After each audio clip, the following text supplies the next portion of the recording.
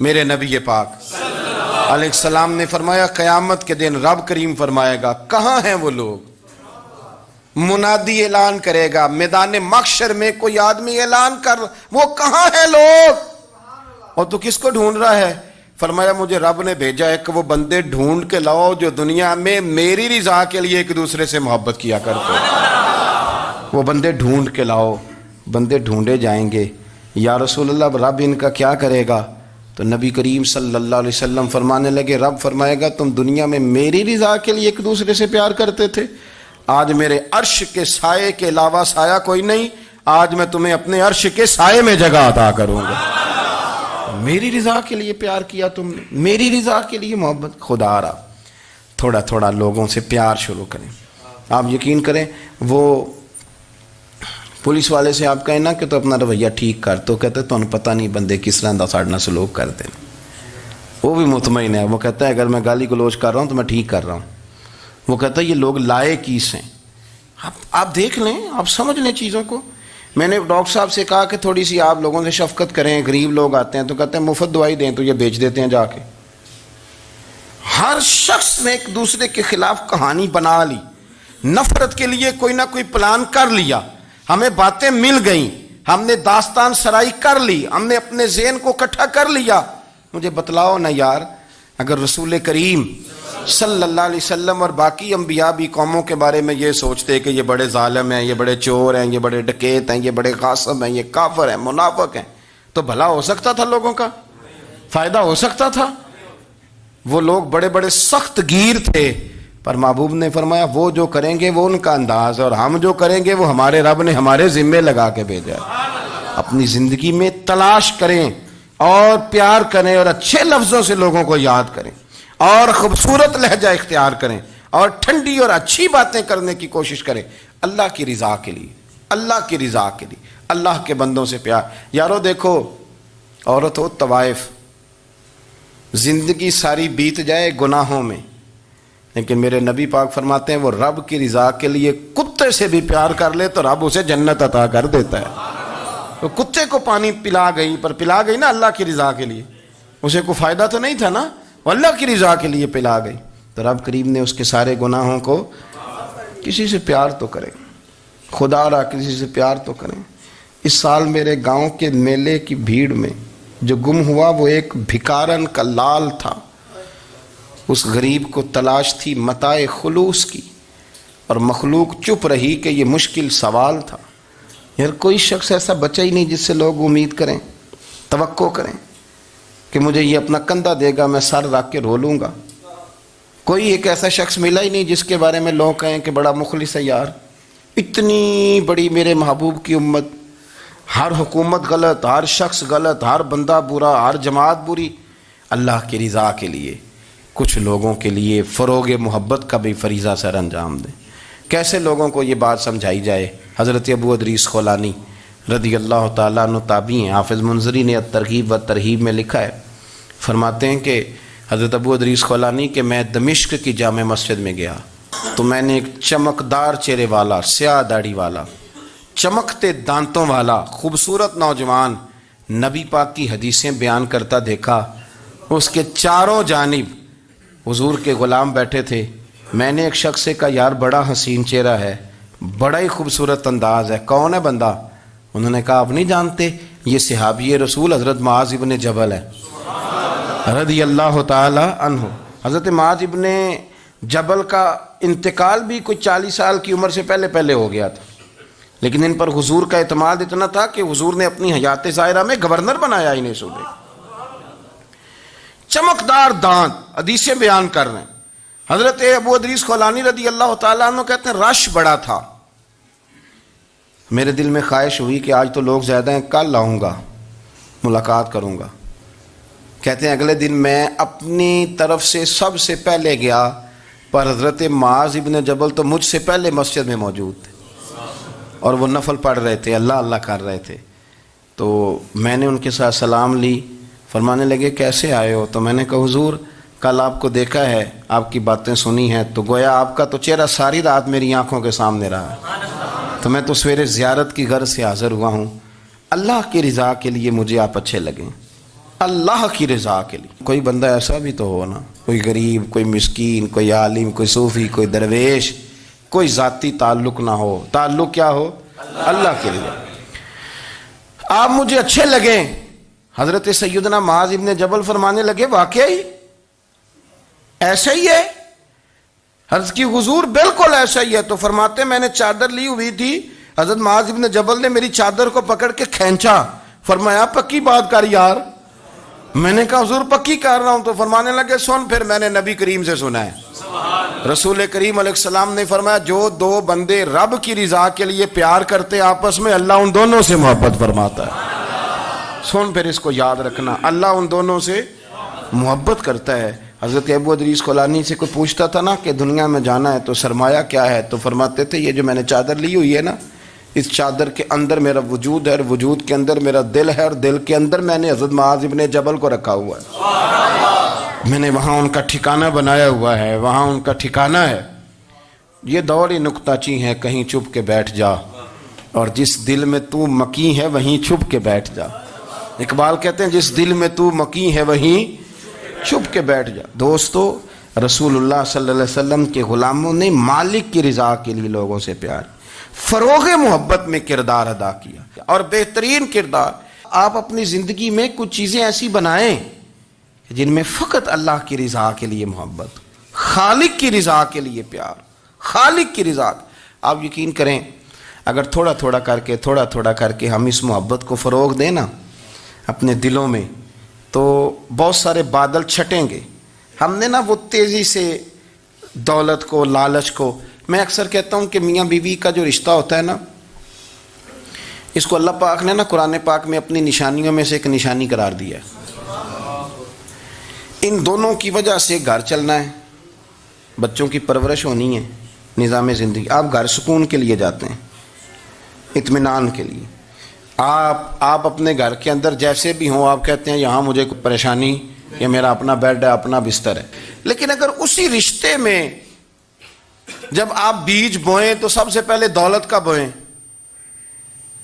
اگر لڑکے والے یہ لالچ کرتے ہیں نا لڑکی کیا لے کے آئے گی, تو لڑکی والوں کا بھی لالچ ہوتا ہے کہ لڑکا کماتا کیا ہے. ان کو بھی پتا ہوتا ہے کہ کتنے پیسے لاتا ہے, کیا کمائی ہے, کتنا کچھ جھاڑو پھیر لیتا ہے.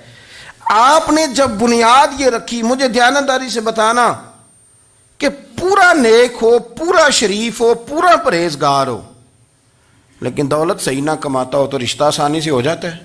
وہ بس سارا کچھ ٹھیک ہے, صرف کمائی تھوڑی سی کم ہے, وہ مشکل سے گزارا ہوگا. وہ کہتے ہیں نہیں جی نہیں, بھوکے تو نہیں نہ مرنا. کیوں؟ ہم نے اس کے اندر جب دولت کو شامل کر لیا, آ گئی دولت, تب جس رشتے کی بنیادی دولت پہ ہوگی وہاں آپ وفا تلاش کریں گے, وہاں آپ خلوص تلاش کریں گے, وہاں ہم للہیت تلاش کریں گے. اللہ کرے ہو جائے, لیکن وہ ہمارے مائنڈ سیٹ میں یہ بات ہوتی ہے کہ یہ جو معاملہ ہے یہ گڑبڑ ہے. اگر رضائے الہی مقصود ہو, اگر اللہ کی رضا مقصود ہو. حضرت فاطمہ بنت قیس ایک صحابیاں تھیں, انہیں طلاق ہو گئی. ان کے لیے دو رشتے آئے, ایک حضرت عبد الرحمن ابن عوف کا مالدار ترین آدمی تھے, اور ایک حضور کے غلام تھے, وہ بڑے غریب تھے, مسکین تھے. ان کے والدین کی خواہش تھی کہ عبد الرحمن ابن عوف سے شادی ہو جائے, وہ بھی تو بڑے نیک ہیں, پارسا ہیں, عشرہ مبشرہ ہیں. حضرت فاطمہ بنت قیس نے کسی بندے کی ڈیوٹی لگائی, کہنے لگی پتہ کرو نبی پاک کی رضا کیا ہے, حضور کی رضا کدھر ہے. تو پتہ چلا حضور کی خواہش غریب کی طرف ہے. تو وہ خاتون اپنے ماں باپ کو کہنے لگی میرا نا اس غریب سے رشتہ کرا دو. ہم نے کہا پتر, بیٹیوں کے بارے میں ماں باپ بڑے احساس ہوتے ہیں, ہم چاہتے ہیں کہ عبد الرحمن ابن عوف مالدار ہے تو وہ بھی تو نیک ہے نا, حضور نے دنیا میں جنت کی بشارت دی, اور ان کا بڑا اعزاز ہے, حضور نے ان کے پیچھے نماز پڑھی, بڑا مرتبہ بڑا مقام والا صحابی ہے, وہ تو غریب آدمی ہے, اور پھر حضور نے حکم تو نہیں نہ دیا, خواہش کا اظہار کیا ہے. اس بی بی کے جملے بڑے شاندار ہیں. کہنے لگی آپ مجھے اللہ کی رضا کے لیے نا میرے نبی کے حوالے کر دیں, مجھے امید ہے اللہ رسول مجھے کبھی ضائع نہیں فرمائیں گے, مجھے حوالے کریں رسول کائنات. چھوڑیں کو ضروری ہے دنیا داری ہر طرف دیکھنا, کہیں کوئی کام ایسا بھی تو ہو نا جو محبت کے زور پہ ہو, جو محبت کے لیے ہو. کوئی ہمارے پاس بڑے سارے لوگ آتے ہیں, اور ہم اس قابل بھی نہیں جتنے لوگ آ جاتے ہیں. میں صحیح کہہ رہا ہوں, بالکل کوئی حیثیت نہیں, 1% بھی. جب پلٹ کے دیکھتے ہیں تو شرم آتی ہے کہ یار اتنی دور سے بندہ چل کے آ گیا، اس کو کیسے سمجھائیں، کس طرح کر کے۔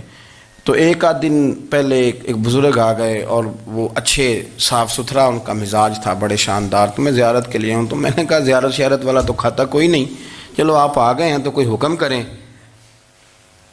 تو کہنے لگے کوئی حکم نہیں، میں اللہ کی رضا کے لیے آیا ہوں۔